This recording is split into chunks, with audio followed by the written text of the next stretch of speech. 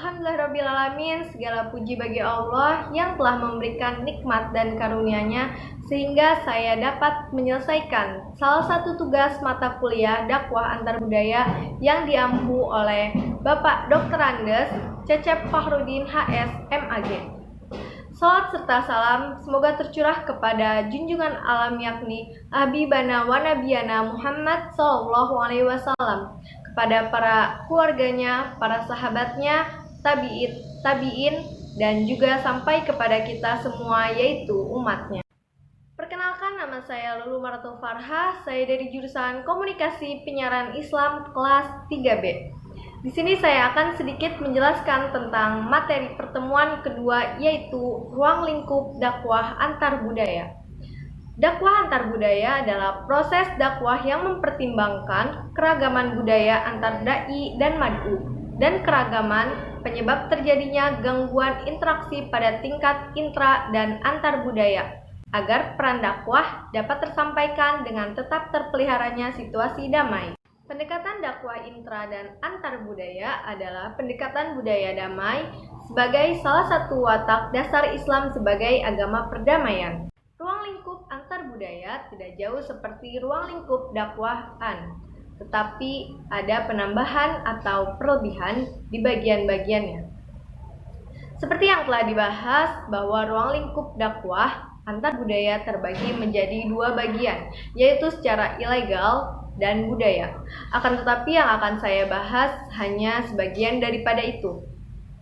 Ruang lingkup antar budaya sangatlah luas, akan tetapi tidak lepas dari hukum syara al-adat wal muhakkamah yang tidak bertentangan dengan adat, karena setiap orang, setiap wilayah dan lingkungan mempunyai kondisi sosial yang berbeda.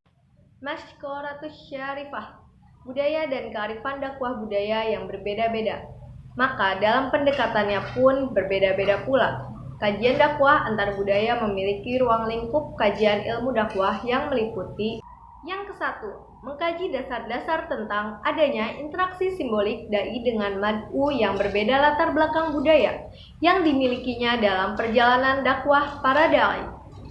Yang kedua, menelaah unsur-unsur dakwah dengan mempertimbangkan aspek budaya yang berhubungan dengan unsur dai, materi, metode, media, mad'u, dan dimensi ruang waktu dalam keberlangsungan interaksi berbagai unsur dakwah. Yang ketiga, mengkaji karakteristik manusia, baik posisinya yang menjadi dai maupun yang menjadi mad'u, melalui kerangka metodologi dalam antropologi. Yang keempat, mengkaji tentang upaya-upaya dakwah yang dilakukan oleh masing-masing etnis. Dan yang kelima, mengkaji problem yang ditimbulkan oleh pertukaran antar budaya dan upaya-upaya solusi yang dilakukan dalam rangka mempertahankan eksistensi jati diri budaya masing-masing.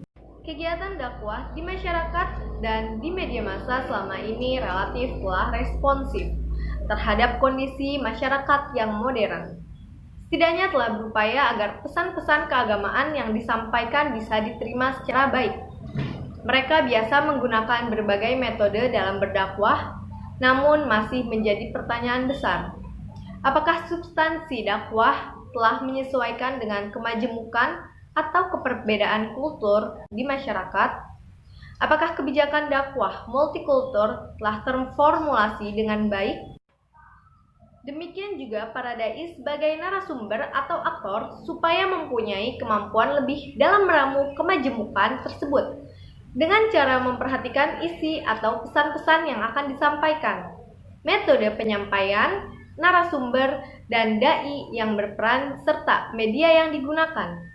Akan tetapi hal itu tidak lepas dari tujuan dakwah sendiri, seperti yang tertera dari landasan Al-Quran di dalam Quran Surat At-Taubah ayat 122 yang berbunyi, وَمَا كَانَ الْمُؤْمِنُونَ لِيَنْفِرُوا كَافَّةً فَلَوْلَا نَفَرَ مِنْ كُلِّ فِرْقَةٍ مِنْهُمْ طَائِفَةٌ لِيَتَّفَقَّهُوا فِي الدِّينِ وَلِيُنْذِرَ قَوْمَهُمْ إِذَا رَجَعُوا إِلَيْهِمْ لَعَلَّهُمْ يَحْذَرُونَ.